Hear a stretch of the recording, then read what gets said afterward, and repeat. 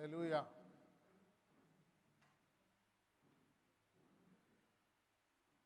प्रभु का हम जितना धन्यवाद करें वो कम है। मैंने पिछले संडे एक वचन आपके संग शेयर किया था, मैं उसे समाप्त नहीं कर पाया था, फिर भी मैं आज उस पर नहीं जाना चाहता हूं। फिर भी मैं आपसे ये कहना चाहता हूं कि परमेश्वर ये कहता है कि हे मेरे पुत्र, हे परमेश्वर की संतान, जब परमेश्वर तुझे डांटे, जब वो तुझे धमकाए तो बुरा मत मानना। आज मैं आपको उत्साहित करता हूं इस वचन के द्वारा कि वो हमारा पिता है। इको कम करवा दो। वो हमारा पिता है, वो हमें अगर डांटता है तो हमारे फायदे के लिए, हमारी अच्छाई के लिए, हमारी भलाई के लिए, क्योंकि वो हमारा ऐसा परमेश्वर नहीं है जो हमारे दुखी होने से प्रसन्न हो या हमारे दर्द और पीड़ा में वो आनंद उठाए। वो कहता है कि वो हमारे संग दुखी होता है। जब आप दुख में होकर जाते हैं वो भी आपके संग उस दुख में शामिल रहता है, इसलिए वो नहीं चाहता कि आप दुखी हों, वो तो चाहता है कि आप आनंदित हों। परमेश्वर के लिए महिमा उनके द्वारा और आपके द्वारा लगातार होती रहे। मैं विश्वास करता हूं कि हमारा परमेश्वर अद्भुत परमेश्वर है और वो कभी भी आपसे नाराज नहीं है, वो आपके पक्ष में है और वो चाहता है कि आप उसकी सुने, उसके मार्गों में चलें, उसकी महिमा आपके जीवन के द्वारा होती रहे। तो जब वो तुझे डांटे, जब वो तुझे धमकाए तो बुरा मत मानना, क्योंकि जिससे वो प्यार करता है उसी को वो डांटता है या धमकाता है। परमेश्वर आपसे प्यार करता है, इसलिए कभी कभी परमेश्वर की ओर से एक दंड हमारे जीवन में आ जाता है। अब मैं ये बोल रहा हूँ परमेश्वर की ओर से, लेकिन इसमें भी बहुत सारे भेद हैं। परमेश्वर किसी को दंड नहीं देता, लेकिन उसने जो व्यवस्था बना रखी है, जो लॉज उसने हमको दी है, उसी में इनबिल्ट है। जब भी हम लॉ को ब्रेक करते हैं तो वो जो उसका नेगेटिव भाग होता है हमारे जीवन में आता है, और इसीलिए परमेश्वर कहता है जब भी वो नेगेटिव भाग का तुम अनुभव करो, बुरा मत मानो, हमेशा स्मरण करो ये बुराई या ये मुश्किल मेरे जीवन में किसी न किसी व्यवस्था के टूटने से आई है। अपने आप को जांचो, उस व्यवस्था को फिर से रिपेयर करो और आपके जीवन में फिर से आशीषें आ जाएंगी। आज मैं प्रभु के वचन में से आपको कुछ बातें, 8 बातें बोलना चाहता हूं। परमेश्वर का वचन हमारे लिए क्या करेगा। परमेश्वर का वचन बहुत इंपॉर्टेंट है। मैं 7, 8, 6 ये पॉइंट जो आपको बता रहा हूं, ये कुछ भी नहीं है। ये तो आज के संदेश के लिए, क्योंकि हमारा एक लिमिटेड टाइम होता है, हम इसमें 2 पॉइंट, 4 पॉइंट या 6 पॉइंट आपको बता पाते हैं। लेकिन परमेश्वर का वचन वो इतना वास्ट है, इतना बड़ा है, इतना गहरा है कि उसकी था हम नहीं पा सकते हैं। लेकिन परमेश्वर का वचन उसके लोगों के लिए बहुत सारे काम करता है। उसमें से मैं चाहता हूं आज सुबह 8 बातें मैं आपको बताऊं कि परमेश्वर का वचन आपके जीवन में करना चाहता है, आपके जीवन में करना चाहता है। आइए मेरे साथ निकालें। पहला वचन हम पढ़ेंगे रोमियो की किताब, उसका 10वां अध्याय, रोमन्स चैप्टर 10 एंड वर्स 17। 17 वचन हम पढ़ेंगे, रोमी 10 का 17। अतः विश्वास सुनने से और सुनना मसीह के वचन से होता है। अर्थात सुनना मसीह के वचन, विश्वास सुनने से और सुनना मसीह के वचन से होता है। परमेश्वर का वचन आपके जीवन में विश्वास को उत्पन्न करता है। क्या जरूरी है, क्यों जरूरी है? Why it is important to come in the fellowship day by day, every day? क्यों? मेरा एक सवाल है, क्यों? क्योंकि जब हम परमेश्वर के वचन को पढ़ते हैं, जब हम उस वचन को सुनते हैं, वो हमारे अंदर एक विश्वास को उत्पन्न करता है, और विश्वास बिना परमेश्वर को प्रसन्न करना अनहोना है। तो आप ये नहीं कह सकते कि मैं परमेश्वर को प्रसन्न कर सकता हूं, मैं परमेश्वर के लिए ये करूंगा या वो करूंगा। क्योंकि परमेश्वर केवल विश्वास से प्रसन्न होता है, और वो विश्वास परमेश्वर के वचन के सुनने से उत्पन्न होता है। इसीलिए आज आप यहां बैठे हैं, आप परमेश्वर के वचन को सुन रहे हैं, परमेश्वर आपके अंदर विश्वास को पैदा कर रहा है, बढ़ा रहा है, उसको डेवलप कर रहा है। ये वचन जो है आपके विश्वास को मजबूती दे रहा है, उसको वो पैदा करता है, उसको वो बढ़ाता है, उसको वो मजबूत करता है। इसीलिए परमेश्वर का वचन अत्यंत इंपॉर्टेंट, महत्वपूर्ण है हमारे जीवन के लिए। इसलिए आज सुबह मैं आपको उत्साहित करूंगा, जब आप बाइबल पढ़ते हैं थोड़ा जोर से पढ़ें, थोड़ा जोर से पढ़ें। आप बोलेंगे क्यों? क्योंकि परमेश्वर के वचन को सुनने से विश्वास उत्पन्न होता है। और ये मेरा अनुभव है कई वर्षों में, जब मैं बाइबल को बिना आवाज के पढ़ता हूं, बहुत बार पढ़ता हूं, तो उस वचन का जो प्रकाशन है वो शायद वैसा मेरे जीवन में नहीं आता। लेकिन जब मैं पढ़ रहा हूं और जोर से पढ़ रहा हूं, मैं खुद अपनी आवाज को सुन रहा हूं, अचानक मैं रुक जाता हूं, वाह क्या कह रहा है ये वचन। कारण क्या है? बहुत बार हमने पढ़ा, सुना, हमने देखा है, हम जानते हैं परमेश्वर के वचन को, लेकिन अचानक जब ये वचन हमारे कानों में पड़ता है, एक विश्वास को उत्पन्न करता है। और इसीलिए मैं आपको उत्साहित करूंगा, जब भी आप वचन को पढ़ें थोड़ा जोर से पढ़ें। पुराने नियम में अगर आप देखेंगे, जब जब व्यवस्था को पढ़ा गया, कैसे पढ़ा गया? जोर से पढ़ा गया, वरन हजारों और लाखों लोग एक सामने खड़े थे। मुझे पता नहीं, उस समय पीए सिस्टम नहीं था। आज इतना अच्छा पीए सिस्टम होने के बाद भी हमारी आवाज 100-150 लोगों तक पहुंचना मुश्किल है। उस समय 1000 लोगों तक कैसे पहुंचाया, या कुछ लाख लोगों तक वो वचन कैसे गया होगा, मुझे नहीं मालूम। लेकिन परमेश्वर का वचन जब पढ़ा गया, ऐसा लिखा है, सब लोग मुंह के बल गिर गए। जब जब वचन पढ़ा जाता था, एक एक आयत या एक एक आज्ञा का जब वर्णन होता था, सारे लोग चिल्ला उठे थे, आमीन, ऐसा ही हो प्रभु, हम ऐसा करेंगे। हालेलुया। एक और उदाहरण बताऊं आपको जोर से वचन पढ़ने का, आपने शायद ध्यान दिया हो, नहीं दिया हो, लेकिन प्रेरितों की पुस्तक के 8वें अध्याय में ऐसा लिखा है कि एक खोजा यरूशलेम की ओर जा रहा था, और वो अपने रथ में बैठकर यशायाह नबी की किताब को पढ़ रहा था। मालूम है ना आपको, या पढ़वाऊं बाइबल में से? मालूम है।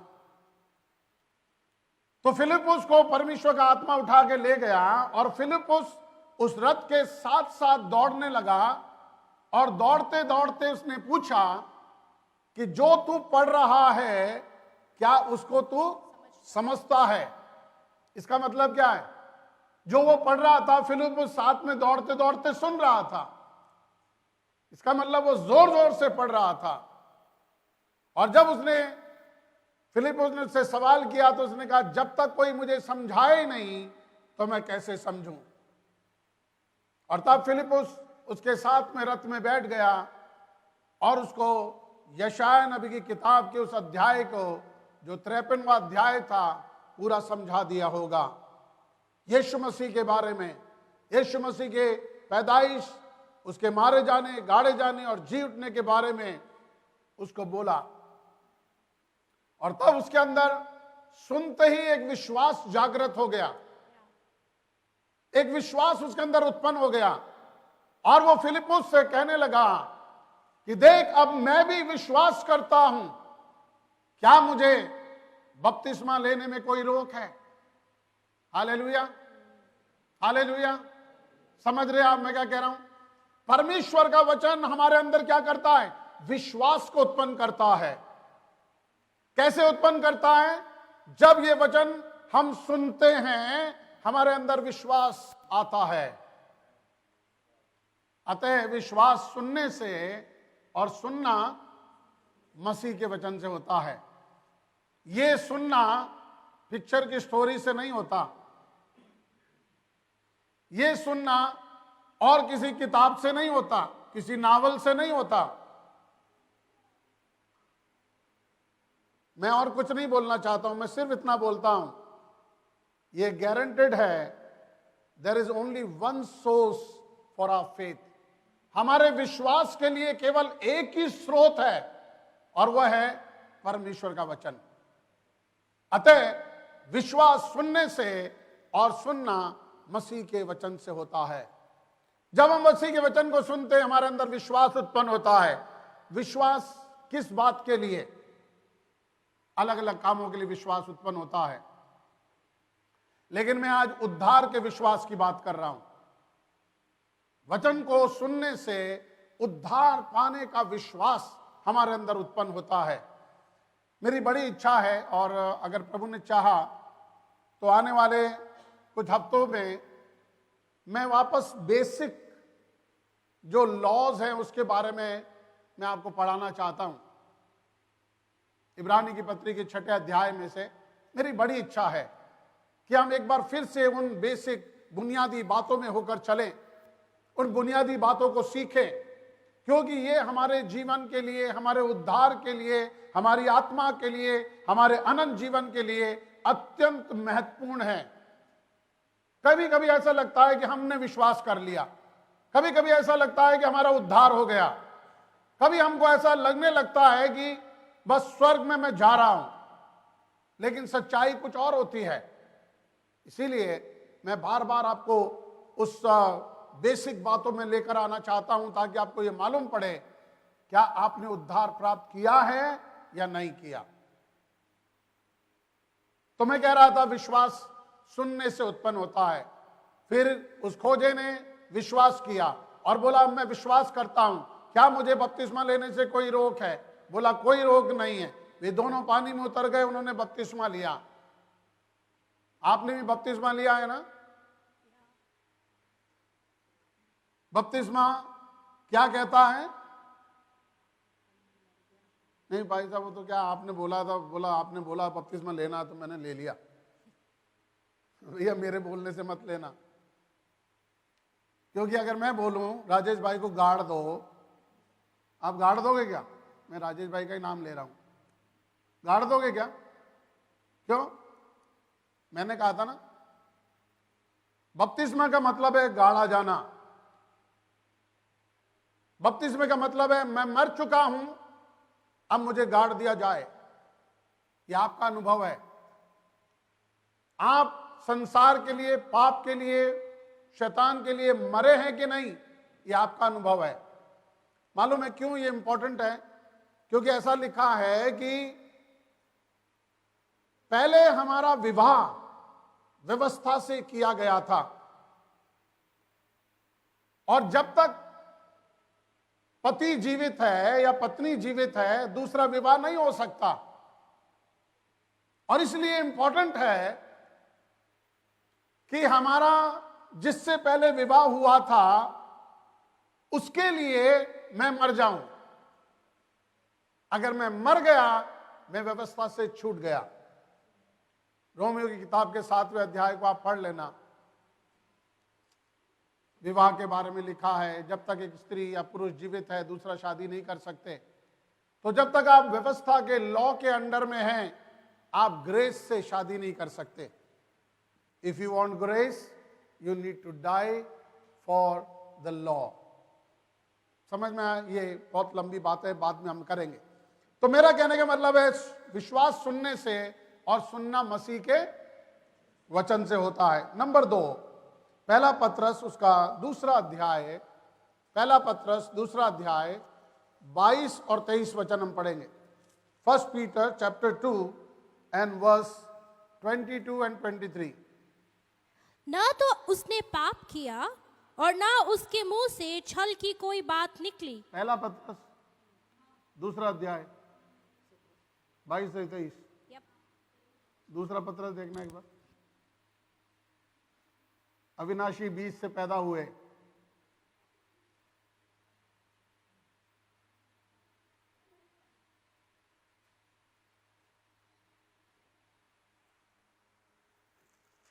पहला पत्रस Ephesians 1 verses 23 क्योंकि तुमने नाशवान हाँ, पहला एक अध्याय जी पढ़ो। क्योंकि तुमने नाशवान नहीं क्योंकि तुमने नाशवान नहीं पर अविनाशी बीज से परमेश्वर के जीवते और सदा ठहरने वाले वचन के द्वारा नया जन्म पाया है। अभी मैंने कहा वचन के द्वारा विश्वास आता है। अभी यही वचन हमें क्या कर रहा है? जीवन दे रहा है, अनंत जीवन प्रदान कर रहा है। और ये कौन सा बीज है? अविनाशी। जैसा बीज है वैसी फसल आएगी। अगर आपने एप्पल का बीज बोया आपको अनार नहीं मिलेंगे। तो ये कौन सा बीज आप में बोया गया है? अविनाशी, अनंत, हमेशा ठहरने वाला एक बीज आपके अंदर परमेश्वर का वचन बोता है। परमेश्वर का वचन अविनाशी है, ये नाशवान नहीं है, ये हमेशा सदा ठहरने वाला है। और इसके द्वारा प्रभु ने तुम्हें क्या किया है? नया जन्म दिया है। 23 वचन भी पढ़ो। 22-23 दोनों पढ़ दिए। 22 अतः जबकि तुमने भाईचारे की निष्कपट प्रीति के निमित्त सत्य के मानने से अपने मनों को पवित्र किया है, तो तन मन लगाकर एक दूसरे से अधिक प्रेम रखो। सत्य के वचन से अपने आप को पवित्र किया है। तो ये वचन हमारे जीवन में बहुत सारे काम करता है, हमें नया जन्म देता है, हमारे अंदर वो अनंत काल का बीज बोता है, वो अनंत जीवन का बीज इस वचन के द्वारा ही हमको मिलता है। तो ये वचन हमारे लिए कितना इंपॉर्टेंट है। अगर आपको उद्धार चाहिए इस वचन के द्वारा मिलेगा, आपको जीवन चाहिए इस वचन के द्वारा मिलेगा। और कोई रिसोर्स है ही नहीं हमारे पास। परमेश्वर ने एक वचन आपको और मुझको दे दिया और मुझे कहा, आपको कहा, इस वचन को पढ़ो, ये तुम्हारे अंदर विश्वास उत्पन्न करेगा और विश्वास करने के द्वारा तुम्हारा उद्धार हो जाएगा, तुम्हें अनंत जीवन प्राप्त होगा। ये अविनाशी बीज के द्वारा तुम्हारा जो है वो उद्धार हुआ है, तुम्हें एक नया जीवन मिला है। और ये वचन तुम्हें आगे ले जाने की सामर्थ्य रखता है। उद्धार आपका हो गया, आपका नया जन्म हो गया, आप एक बच्चे के रूप में पैदा हो गए, नए जन्मे हुए बालक। फिर क्या करें हम? दूसरा अध्याय पहले पत्रस का 2 वचन पढ़े। नए जन्मे हुए बच्चों के समान, नए जन्मे हुए बच्चों के समान निर्मल आत्मिक दूध की लालसा करो, निर्मल आत्मिक दूध की लालसा करो, ताकि उसके द्वारा उद्धार पाने के लिए बढ़ते जाओ। तो ये वचन क्या है हमारे लिए? नए जन्मे हुए बालक के लिए निर्मल आत्मिक दूध आपको पोषण देता है। आपको केवल पैदा ही नहीं करता, आपको मेंटेन करता है, आपको बढ़ने में मदद करता है, आपको जीवित रखता है। तो सोचो ये वचन हमारे लिए कितना इंपॉर्टेंट है। इसीलिए इस वचन से प्यार करना चाहिए, इस वचन का आदर करना चाहिए। आजकल हम थोड़ा सा मॉडर्न हो गए हैं, है ना। पुराने समय में जब हम चर्च जाया करते थे, जब हमने उद्धार पाया, तो उस समय कुर्सियां नहीं होती थी चर्च में, सब लोग जमीन पे बैठते थे। सब लोग जमीन पे बैठते और वो भी घुटनों पे बैठा करते थे और अपनी बाइबल अपने सामने रखते थे। कई बार जब पीछे से कोई आ रहा है, लेट आ रहा है और वो बैठने के लिए उधर जगह थोड़ा साइड में घुस रहा है, और अगर आपका पैर बाइबल पे टच हो गया या आपने बाइबल को उंगाल लिया, बढ़िया डांट पड़ती थी।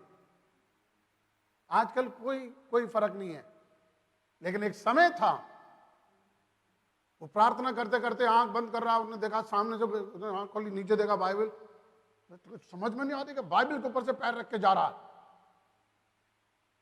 फिर वो बाइबल को उठाता, चूमता, गले लगाता, वापस रखता। मैं आज आपसे कह रहा हूं, ये शायद संसारिक रीति रिवाज हो सकते हैं, but you need to honour the word of God, क्योंकि ये हमें उद्धार देता है, हमें नया जन्म देता है, हमें प्रभु से मिलाता है, ये हमारे अंदर विश्वास उत्पन्न करता है और हमारा पोषण करता है, हमें दूध पिलाता है, दूध पिलाता है। खाली दूध पीने से आप बड़े हो जाएंगे? नहीं होंगे। तो ये वचन सॉलिड फूड भी खिलाता है।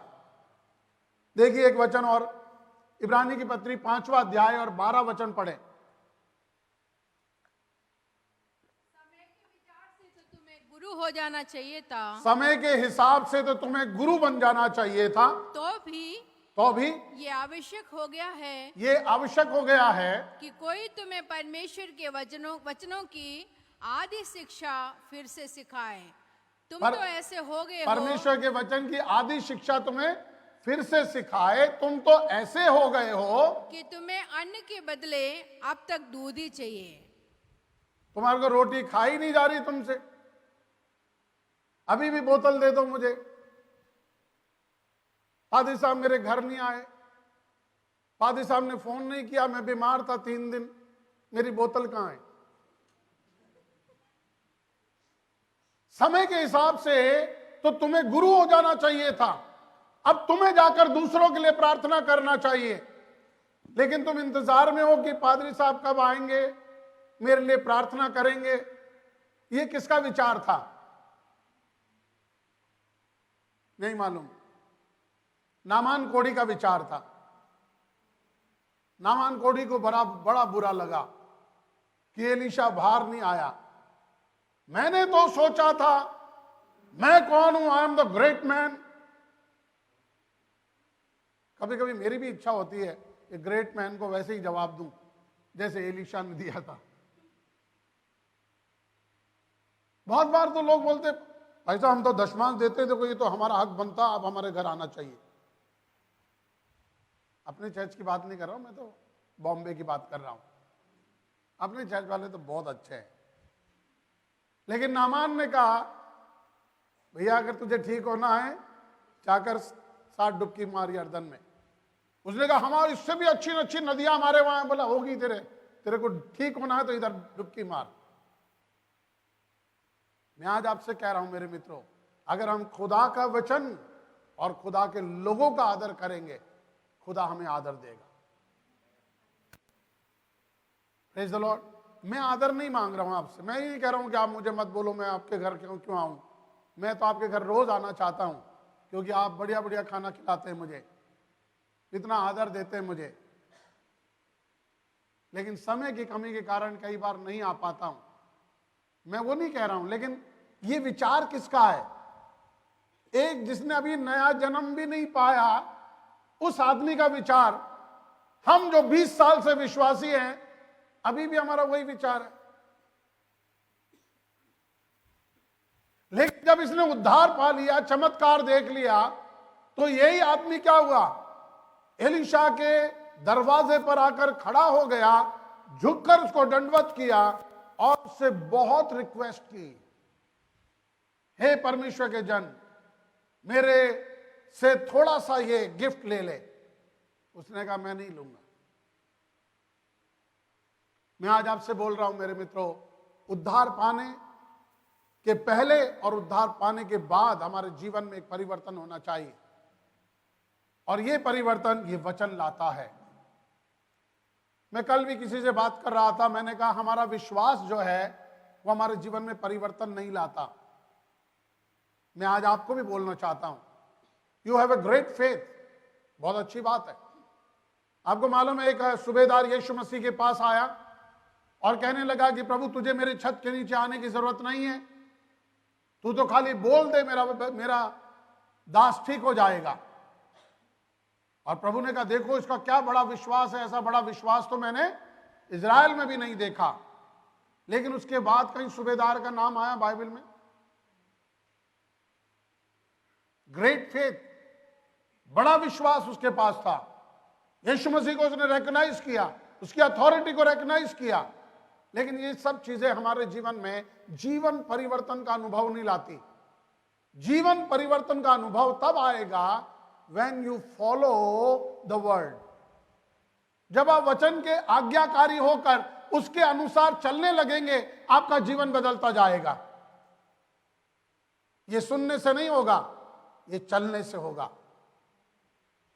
क्या आप परमेश्वर के वचन के अनुसार चल रहे हैं? यीशु मसीह ने बोला शैतान से, मनुष्य केवल रोटी ही से जीवित नहीं रहेगा, लेकिन हर एक वचन से जो परमेश्वर के मुंह से निकलता है जीवित रहेगा। और ये क्या है? परमेश्वर के मुंह से निकला हुआ वचन। ये आपकी आत्मा को पोषण दे सकता है।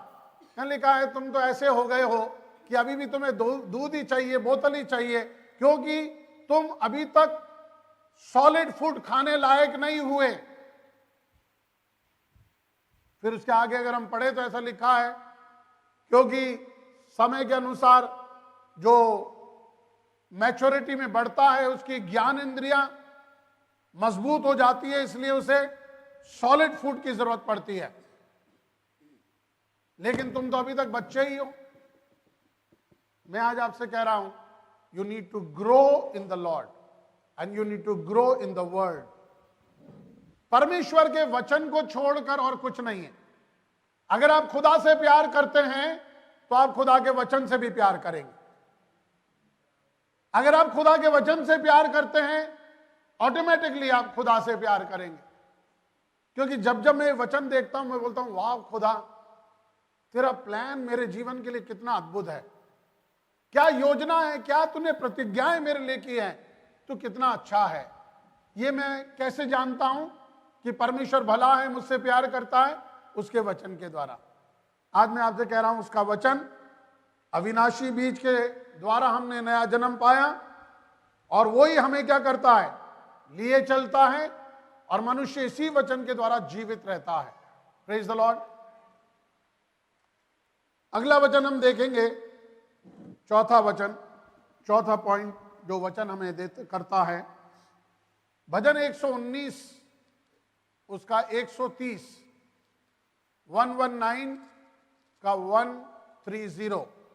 देखे वचन। तेरी बातों के खुलने से प्रकाश होता है, तेरे बातों के खुलने से प्रकाश होता है, उससे भोले लोग समझ प्राप्त करते हैं।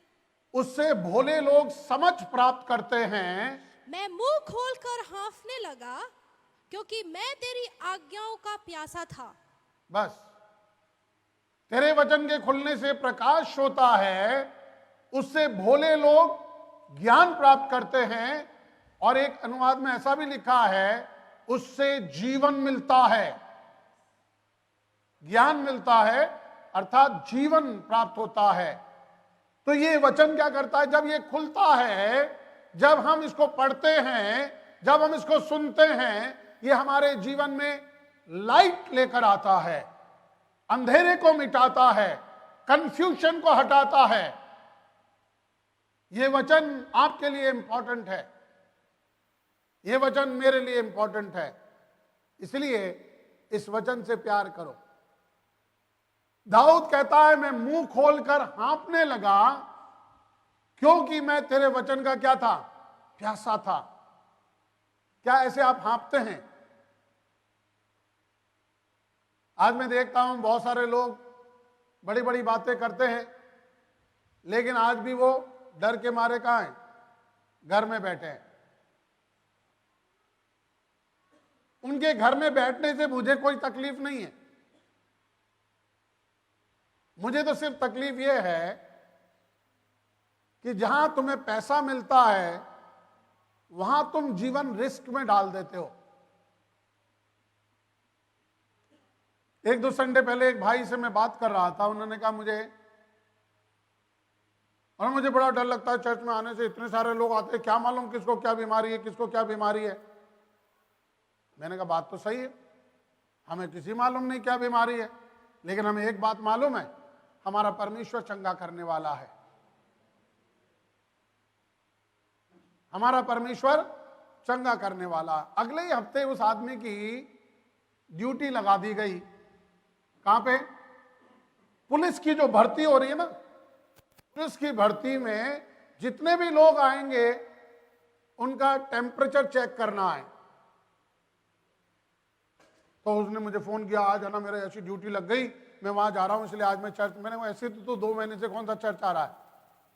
मैंने कहा बिल्कुल सही कर रहा है तू, बिल्कुल जाकर टेम्परेचर ले, जितने भी पुलिस में भर्ती होने आएंगे उनमें से एक भी बीमार नहीं रहेगा, तुझे पक्का गारंटी है ना।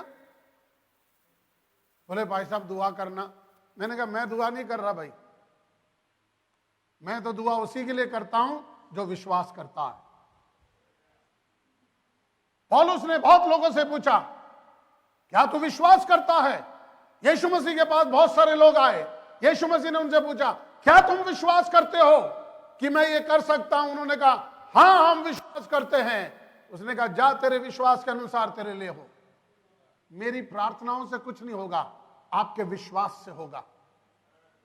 आज मैं आपको उत्साहित कर रहा हूं मेरे मित्रों, don't depend on anybody's prayer, depend on your faith, क्योंकि ये फेथ इसके अंदर से आता है और ये कभी फेल नहीं होता, ये वचन कभी असफल नहीं होता।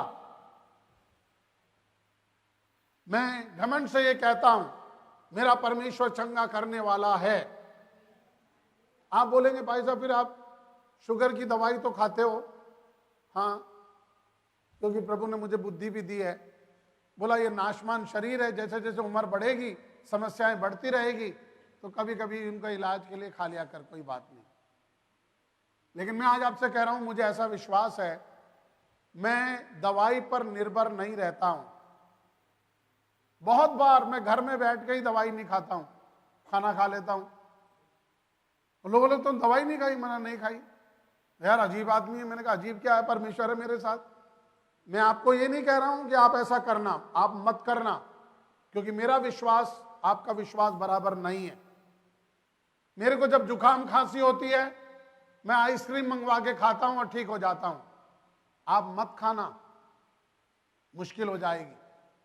हर एक आदमी अपने विश्वास पर ऑपरेट करता है। मेरा एक विश्वास है, इसलिए मैं कभी नहीं कहता हूं लोगों को जो मैं करता हूं तुम करो। मैं दवाई नहीं खाता, तुम भी मत खाओ, मैं कभी नहीं बोलता, क्योंकि मेरे पास दवाई नहीं खाने का विश्वास है। शायद आपके पास नहीं होगा, आप दवाई भी नहीं खाएं, विश्वास भी नहीं हो, मर जाएंगे आप। तो मैं वचन की संतुलन, बैलेंस टीचिंग कर रहा हूं। मेरा एक विश्वास है, आपका एक विश्वास है, हर एक का एक विश्वास है, और ये परमेश्वर का दान है। किसी को ज्यादा, किसी को कम, लेकिन ये सब परमेश्वर की ओर से मिला है। जिसको जैसा मिला है वो उसके अनुसार काम करे। इसलिए खाने वाला ना खाने वाले को दोष ना लगाए, ना खाने वाला खाने वाले को। ये खाली मीट की बात नहीं है, ये दवाइयों की, हर एक चीज की बात है। जिसका जैसा विश्वास है परमेश्वर उसको कहता है तू अपने विश्वास के अनुसार करता जा। तो मैं कह रहा हूं परमेश्वर के वचन के खुलने से प्रकाश होता है और उससे जीवन मिलता है। केवल आपको पैदा होना, केवल दूध पी के बड़े होना, उसके बाद अन्न खाकर और मजबूत होना, मैच्योर्ड हो जाना काफी नहीं है। You need a light in your life. कई लोगों से पूछे क्या करेगा जीवन में? पता नहीं पादरी साहब, अब जो होगा वो हो जाएगा, क्योंकि कोई प्रकाश नहीं जीवन में। लेकिन जिन लोगों के जीवन में प्रकाश है, जिन लोगों को मालूम है मेरा कौन सा मार्ग है, किस दिशा में मुझको जाना है, और ये परमेश्वर के वचन से होता है। आज मैं कुछ बातें आपको बोलूं, आपको शायद पता भी नहीं होगा। कभी कभी हमें चर्च का वैल्यू मालूम नहीं होता, लेकिन इस चर्च में आने वाले जो लोग हैं, मैं जब उनको देखता हूं, एकदम नीचे जाति से, नीची पृष्ठभूमि से, गरीबी की हालत में वो यहां आए। आज भी शायद उनकी हालत उतनी सुधरी नहीं है, परंतु उनके बच्चों को मैं देखता हूं, वो आज कंप्यूटर चला रहे, वो इंग्लिश बोल रहे। कैसे हुआ ये? This is the power of the fellowship of the people of God.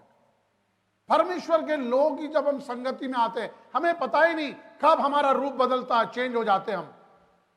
और उनके साथ में उन्हीं लोगों के भाइयों के बच्चों को देखो आप क्या कर रहे हैं। वो आज साथ साथ में पैदा हुए, साथ साथ में बढ़े, लेकिन वो कभी चर्च नहीं गए। उनकी हालत देखो, कोई नशा कर रहा है, कोई लड़ाई झगड़े कर रहे हैं, किसी के पास नौकरी नहीं है, घर में लड़ाई झगड़े कर रहे हैं, पता नहीं क्या बुरी हालत है। लेकिन जो चर्च में आने वाले बच्चे, भविष्य बनता जा रहा है, ऊंचाई की ओर जा रहे हैं। You don't know what the word of God can do in your life. So इसलिए मैं आपको कह रहा हूं, आदर करो परमेश्वर की संगति का, परमेश्वर के वचन का। उसके वचन के खुलने से प्रकाश होता है। एक और बात देखें, पांचवी बात, भजन 107, Psalm 107, and we are going to read from verse 17 to 20. मूढ़ अपनी कुचाल और अधर्म के कामों के कारण अति दुखित होते हैं। उनका जी जब भांति के भोजन से मिचलाता है और वे मृत्यु के फाटक तक पहुंचते हैं। यहां पे दो लोगों के बारे में लिखा है, तुलना है। क्या लिखा है? दुष्ट लोग क्या करते हैं? संकट में पड़ते हैं अपनी मूर्खता के कारण, और उनका जी हर एक प्रकार के उत्तम भोजन से क्या करता है? मचलाने लगता है। घी मुझे मत दिखाओ, मलाई मुझे मत दिखाओ, यही तो मेरा खाना है। जी पढ़ो। तब वे संकट में यहोवा की दुहाई देते हैं और वे सकेती से उनका उद्धार करता है। जी, वह अपने वचन के द्वारा उनको चंगा करता और जिस गड्ढे में वे पड़े हैं उससे निकालता है। Hallelujah, hallelujah. क्या करता है परमेश्वर? अपने वचन के द्वारा उनको चंगा करता है और जिस गड्ढे में वो पड़े हैं उनमें से उनको उभारता है। कैसे? वचन के द्वारा। पहले चिकना भोजन देख के ही हमारा जी मचला जाता था, हर एक उत्तम भोजन देख के ही। कारण क्या है? यूं लिखा है, दुष्ट लोग अपनी मूर्खता के कारण गड्ढे में पड़ते हैं,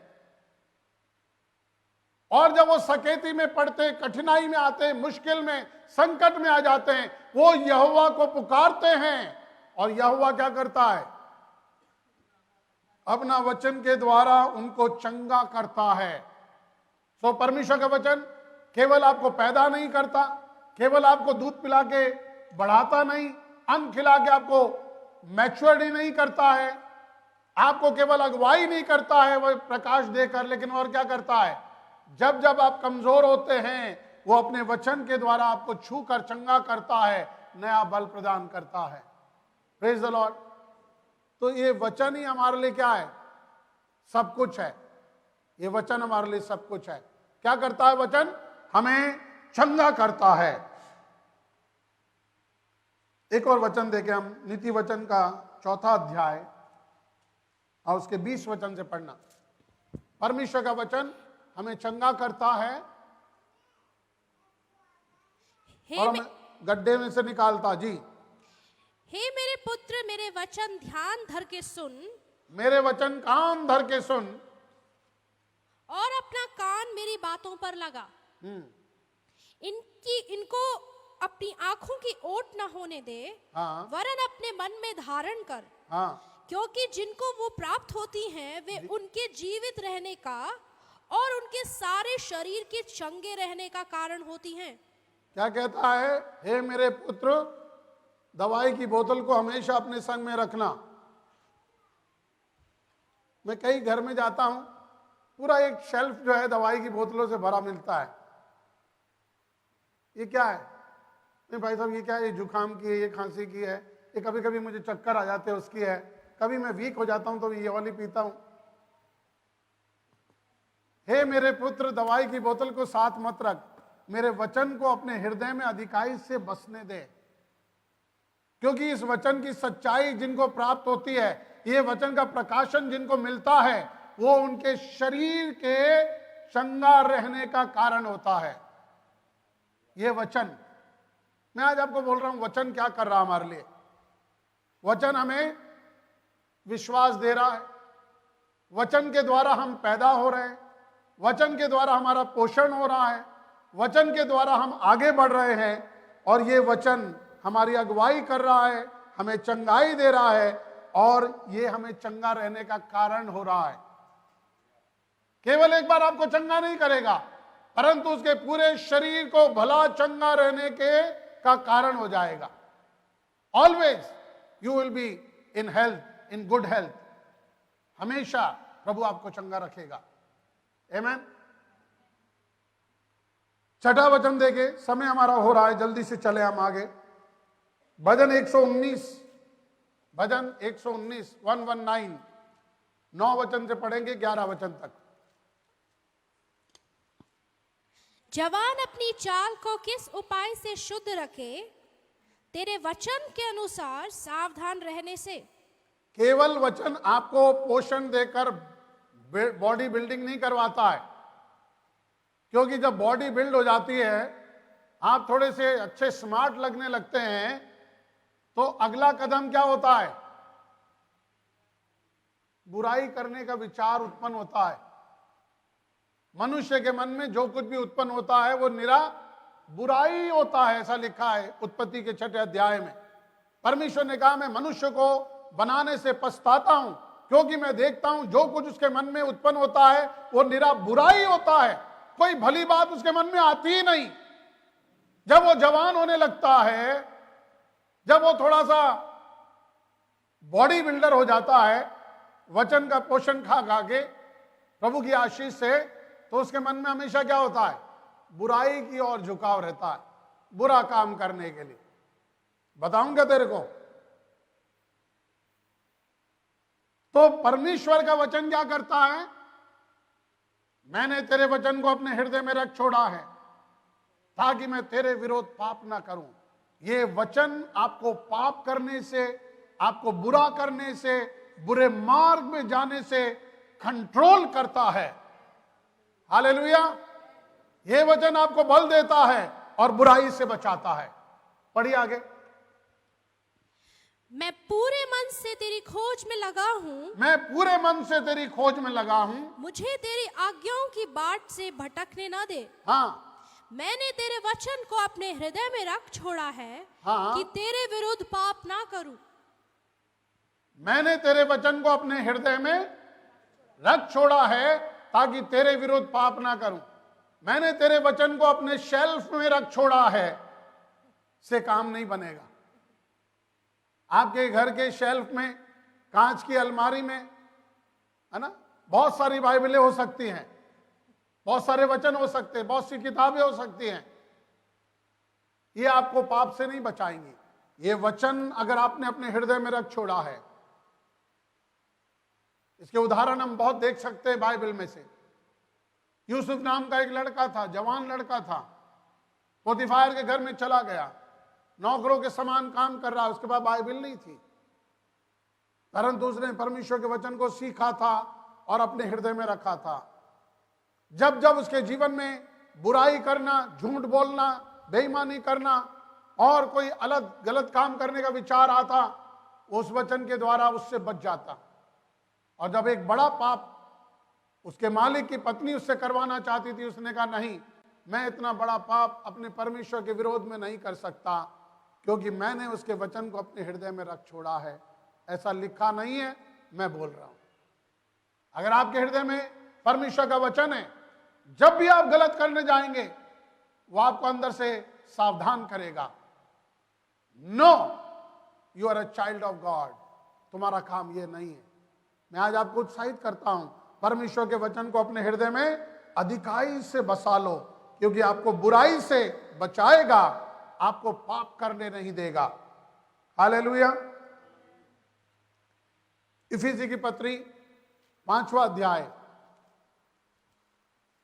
मेरा कहने का मतलब यह है कि अगर आपने खा पी के बल पा लिया, तगड़े हो गए, भाई साहब क्या करें, गलती हो ही जाती है, तो प्रभु के वचन को अपने हृदय में बसा के रखो, वो तुम्हें गलती करने से रोकेगा। और अगर तुम गलती कर लो, हो जाए तुमसे, बोला भाई साहब अब तो हो ही गई गलती, अब क्या करूं? अब ये करो, इफिसी का 5वां अध्याय 25 वचन से पढ़ो। हे पतियों, अपनी पत्नी के से प्रेम रखो, जैसा मसीह ने कलीसिया से प्रेम करके अपने आप को उसके लिए दे दिया। पढ़ो। कि उसको वचन के द्वारा जल के स्नान से शुद्ध करके पवित्र बनाए। पति पत्नी का नाम आते ही भूल गए आगे का वचन क्या लिखा है? हे पतियों, अपनी अपनी पत्नी से प्रेम करो, क्योंकि जैसे मसीह ने कलीसिया से प्रेम करके उसको अपने वचन के शुद्ध जल से स्नान करवा के पवित्र करके तेजों में और तेजस्वी बनाकर तैयार किया है। क्या करता है वचन हमें? और उसे एक ऐसी तेजस्वी कलीसिया बनाकर अपने पास खड़ी करे जिसमें ना कलंक, ना झुर्री, ना कोई और ऐसी वस्तु हो, वरन पवित्र और निर्दोष हो। हालेलुया। तो वचन क्या करता? अगर हमसे गलती हो जाए, वो अपने वचन के जल से हमें धोता है। वो अपने वचन के जल के द्वारा हमें शुद्ध करता है, पवित्र बनाता है, वापस हमें रेस्टोर करता है, हमारे जीवन में रेस्टोरेशन लेकर आता है। जहां से मैं गिर गया था, मुझे वहां पर वापस उठाकर रख देता है। वाह, कितना शानदार है ये वचन। यह हमें बोलता है पाप मत करो, और अगर हम पाप के कीचड़ में गिर गए तो अपने वचन के जल के स्नान से हमें शुद्ध करता है, पवित्र बनाता है, और फिर से हमें उसी स्थान पे खड़ा करता है, और फिर बोलता है तू मेरी बेटी और तू मेरा बेटा है। वो हमारी गलतियों के कारण हमें उठाकर फेंक नहीं देता, लेकिन अपने जल के वचन के जल से हमें धोता है। तो ये वचन कितना अद्भुत है, कितना अद्भुत है। ऐसे बहुत सारे वचन हैं। यीशु मसीह ने बोला तेरे वचन के द्वारा मुझे शुद्ध कर, क्योंकि तेरा वचन पवित्र है। यूहन्ना के 17 अध्याय में बहुत सारे वचन हम निकाल सकते हैं। मैं सिर्फ आपको बता रहा हूं कि ये वचन क्या कर सकता है। ये वचन हमें धोता है। यीशु मसीह ने जैसे कलीसिया के लिए किया, आपके और मेरे लिए किया, क्योंकि मैं भी तो कलीसिया हूं, आप भी तो कलीसिया हैं। हमारे जीवन में हजारों गलतियां थी, पाप थे। प्रभु ने हमें धोकर शुद्ध किया, पवित्र बनाया। इसलिए आज हम थोड़ा धर्मी बन गए तो हम घमंडी हो गए, हम अपने आप को कुछ समझने लग गए। पिछले दिनों में मैं एक वचन सुन रहा था। वो वचन ये कहता है पाप क्या है, व्हाट इज सिन।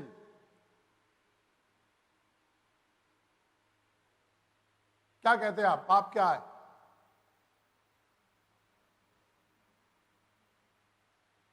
पाप का मतलब, जिस व्यक्ति ने उसका एक्सप्लेन किया बहुत अच्छा लगा मुझे। वो कहते हैं पाप का मतलब है not depending on God, depending on your self, on your strength. परमेश्वर ने पुराने नियम में लोगों से बोला ये व्यवस्था है, तुम अब से इसके अनुसार चलना। लोगों ने कहा ओके, हम ऐसा करेंगे, हम ऐसा कर सकते हैं। फिर जब उन्होंने नहीं किया, मार खाई। व्यवस्था के अनुसार चलने का मतलब है depending on our own self. मैं अपने ऊपर निर्भर हूं। ओ इतना तो मैं कर सकता हूं, ये तो मैं कर लूंगा, मैं वो कर लूंगा। हम भी तो करते ना रोज। आज एक निर्णय लो, ठीक है आज से मैंने एक निर्णय लिया, मैं झूठ नहीं बोलूंगा, और घर पहुंचने से पहले 5 झूठ बोलते हैं। मैं झूठ नहीं बोलूंगा। किसके ऊपर निर्भर कर रहे हैं आप? अपने ऊपर। परमेश्वर मैं तुझ पर निर्भर हूं, मेरी सहायता कर कि मैं झूठ ना बोलूं। अभी हमने बहुत सारे वचन पढ़े, इसमें हर जगह लिखा है परमेश्वर मुझे उस बुराई की से मुझे बचा ले, तेरे वचन की ओट में मुझे ले ले, मेरी सहायता कर। मैं आज आपसे कह रहा हूं पाप का मतलब है डिपेंडिंग ऑन योर सेल्फ। जब भी आप अपने ऊपर निर्भर होते हो आप गिरते हो। जब भी आपको लगता है कि मैं कर सकता हूं तभी आप फेल हो जाते हो। लेकिन हर बार आपको परमेश्वर पे निर्भर होना है। आज मैं आपसे कह रहा हूं परमेश्वर पे निर्भर होने वाला आदमी कभी नहीं गिरेगा। आज हमारी निर्भरता परमेश्वर पर है। मैं बहुत बार चर्च में खड़ा होकर, आज से कई साल पहले की बात है, मैं बोलता था, ऐसा मैंने एक बार बोला अभी तक मैंने कभी पाप नहीं किया, लेकिन कल के बारे में मुझे पता नहीं, लेकिन मैं विश्वास करता हूं प्रभु मुझे बचाएगा। मेरी पत्नी घर जाके बोली, यार आप ऐसे कैसे कह सकते हो, आप तो एक पास्टर हो, आप भी पाप कर सकते हो। आपको क्या लगता है, कर सकता हूं क्या? है? मैं आपको क्या कह रहा हूं, don't depend on your righteousness. अपनी धार्मिकता पे निर्भर मत हो। मैंने बड़े बड़े पादरियों को गिरते देखा है, मैंने बड़े बड़े सेवकों को गलत करते देखा है।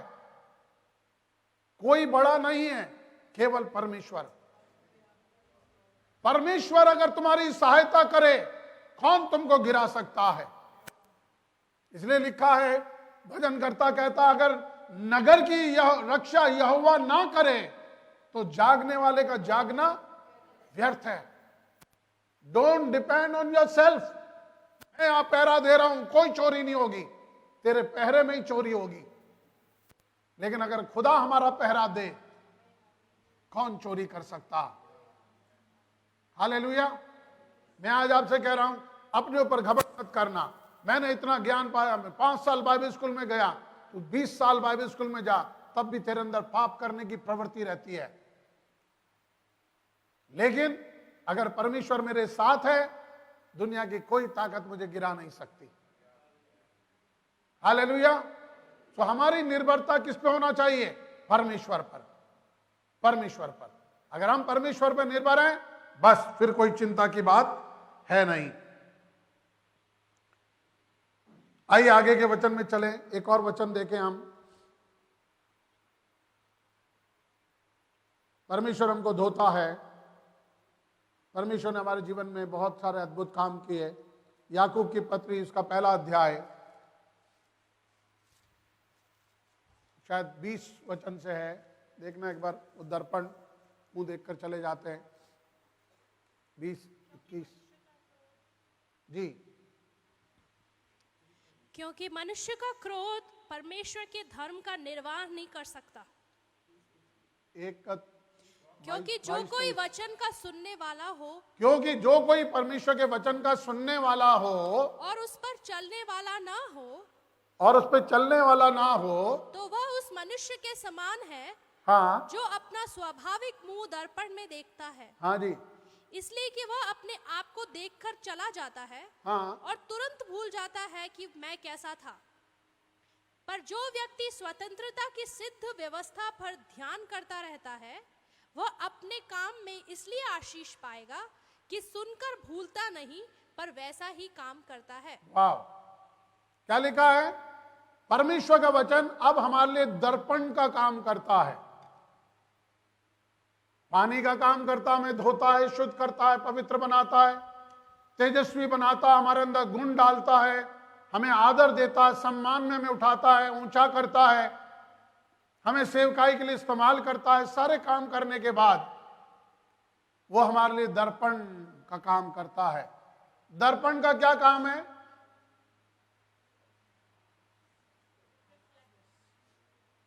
अलग अलग प्रकार के दर्पण हैं। यहां तो मुझे मालूम नहीं जयपुर में, लेकिन उदयपुर में अगर आप जाएं सहेलियों की बाड़ी में, तो वहां अलग अलग टाइप के कांच लगे हैं।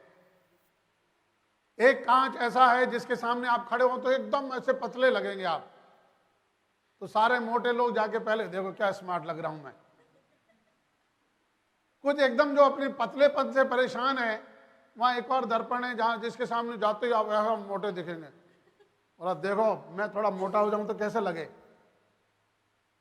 लेकिन वहां उसके पास में एक और ओरिजिनल है।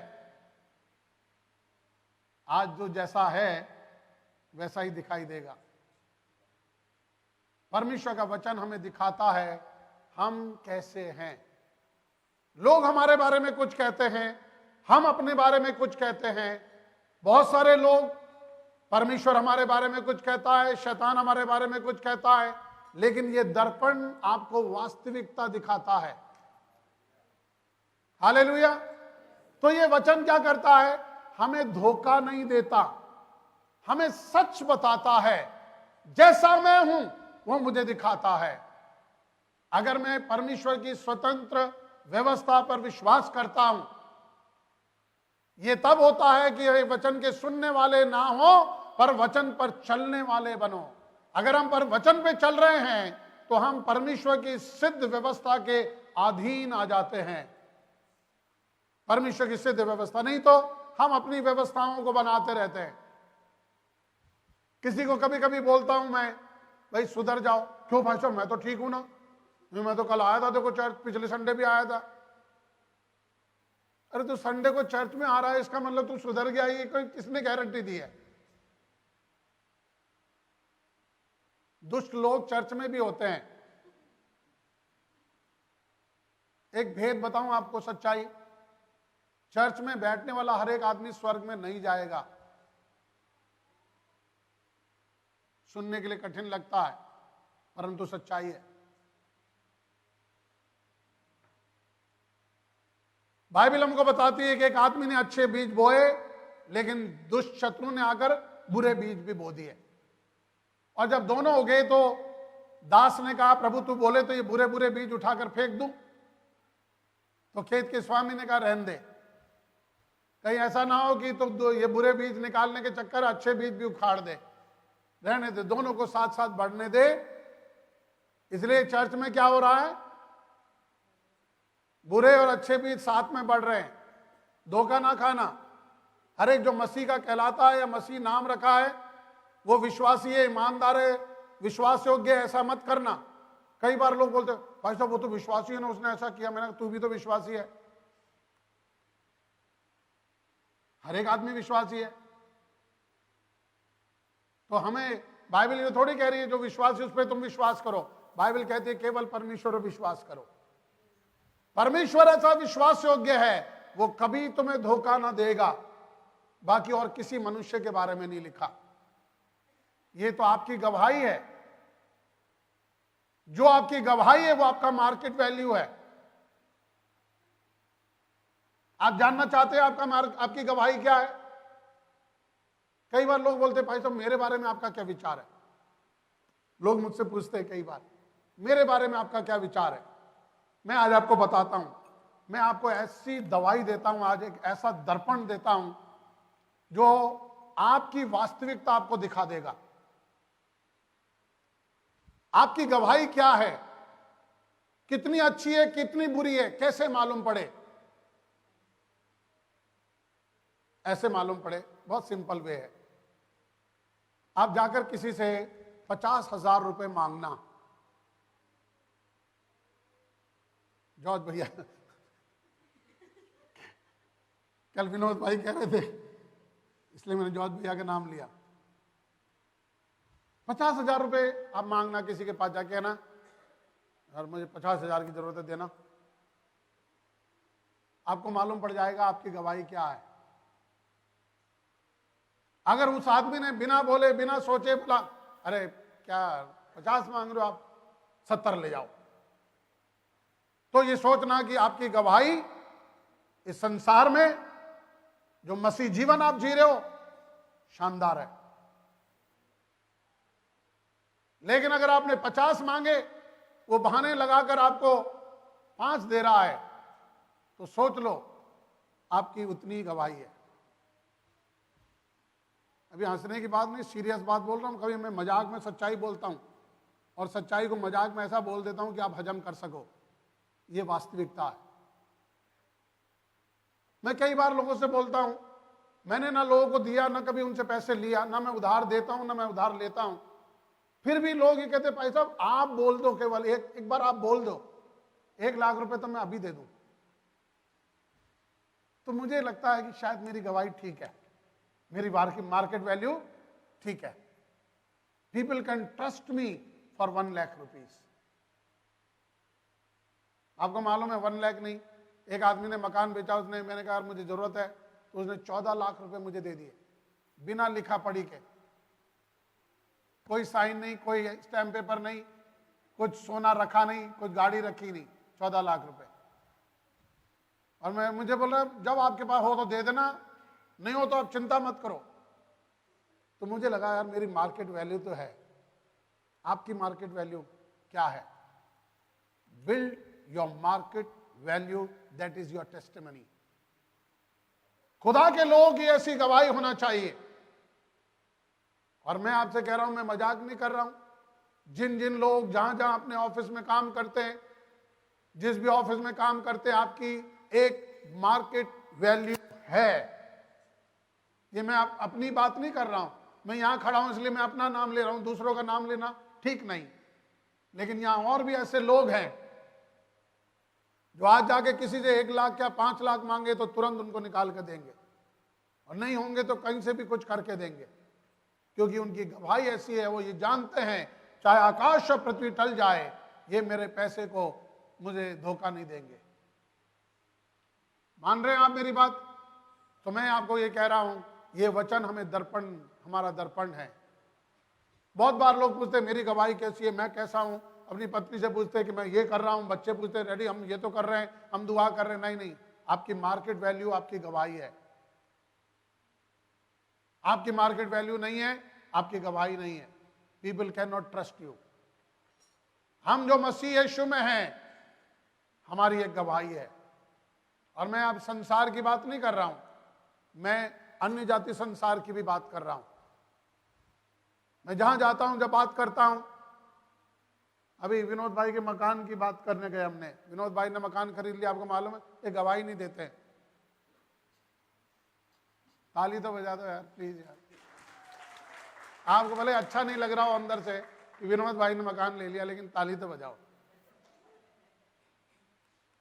हाँ, मुझे बहुत खुशी होती है जब खुदा के लोग जो खुदा की सेवा करते हैं और सेवा करते हुए ऊंचाइयों पर जाते हैं, मुझे आनंद आता है।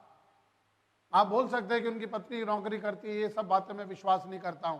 मैं ये विश्वास करता हूं कि विनोद भाई प्रभु की सेवा करते इसलिए वो आगे बढ़ रहे हैं। मैं ये विश्वास करता हूं बाबू भाई प्रभु की सेवा कर रहे हैं इसलिए उन्होंने 2-2 मकान बनाए। मैं ऐसा विश्वास करता हूं। दुनिया के लोग बहुत सारे नौकरी करके भी करते हैं, अच्छी बात है, वो मैं उनकी बुराई नहीं कर रहा हूं। लेकिन मैं ये कह रहा हूं, the favour of God is with you. तो मैं उनके मकान की बात करने गया और मैंने उनसे, जब मैं बात कर रहा था, उसने कहा देखो हम हिंदू आदमी को देते हैं, हम इनको नहीं देते। मैंने कहा भाई हम तो क्रिश्चियन है।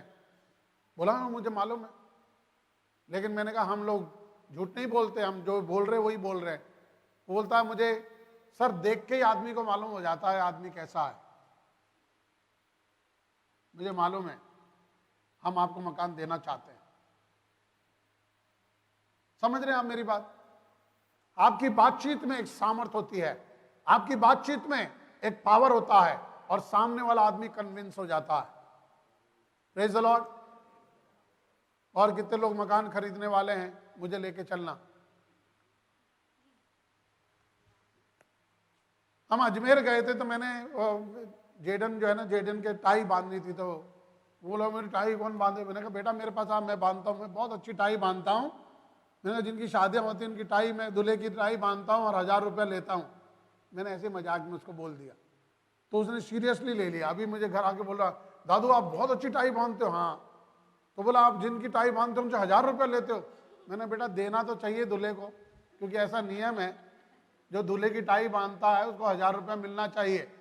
बोला हैं दादू? बोला हाँ। तो मैंने कहा वो अपने अप्पाचन है ना बाबू, उनसे पूछना, उनकी शादी की टाई मैंने बांधी थी। तो बोला डैडा की? मैंने कहा डैडा की भी मैंने बांधी थी। तो डैडा ने आपको 1000 रुपये दिए थे? मैंने कहा नहीं दिए बेटा, भी बाकी है। तो मुझसे पूछता आपकी शादी में टाई किसने बांधी थी? मैंने कहा बेटा बांधी तो मैंने ही थी, फिर आपको 1000 रुपये किसने दिए? तो मैंने कहा बेटा मैं मजाक कर रहा हूं, ऐसा रूल है, ऐसा मिलना चाहिए, लेकिन देता कोई नहीं है। समझो आप मैं क्या कह रहा हूं, आपकी एक एक बात। तब मैंने सोचा कभी कभी हम मजाक में कुछ बोलते हैं ना, बच्चों के जीवन में वो ऐसा ले लेते हैं कि यार दादू ने बोला मतलब पक्का होगा, दादू जब टाई बांधता तो 1000 रुपया मिलता होगा। मिलना चाहिए बाबू भाई की, बाकी 1000 रुपये मिनी अब तो दे देना। मैं विश्वास, बहुत सारे लोगों की शादी के अंदर हमने टाई बांधी है, और ऐसा रूल है जो भी दूल्हे की टाई बांधता है उसको 1000 रुपये मिलना चाहिए कम से कम। तैयार रहना बंधवाए तो तो मैं मजाक कर रहा हूं, मैं आपको क्या कह रहा हूं, मैं ये कह रहा हूं हमारे वर्ड्स में वैल्यू है। इसलिए मैंने सोचा कि हम मजाक में भी कभी बच्चों के सामने ऐसी बातें नहीं करना चाहिए। मैं मेरी अपनी बता रहा हूं कि हमारे बच्चों के मन में कैसे चीजें चली जाती हैं, क्योंकि वो आप पर आंख बंद करके विश्वास करते हैं, और इसलिए हमें उनको बहुत अच्छी अच्छी बातें बोलना चाहिए। अगर वो कभी सो नहीं रहा है और हमने उसको कह दिया सो जा बेटा, फिर शाम को तुझे घूमने ले जाएंगे, शाम को उठते ही बोले चलो घूमने, हमने कहा बेटा कल चलेंगे। डैडी दादू आपने झूठ बोला, दादी आपने झूठ बोला है, नहीं अब तो आपने झूठ ही बोला है, नहीं अब तो आपने झूठ ही बोला है। और हमारी झूठ को सही करने के लिए उसको घूमने ले जाना पड़ता है। मैंने कहा इसका विश्वास ना तोड़ो, ऐसा ना हो कि हमारे बात पर अगली बार विश्वास नहीं करे, अगली बार जब उसको सोने के लिए बोला मैं नहीं सोऊंगा, आप पिछली बार भी नहीं ले गए थे। ऐसे हमारे जीवन की गवाही खराब होती है। तो मैं आपको कह रहा हूं छोटी छोटी बातों में मेंटेन योर टेस्टिमनी।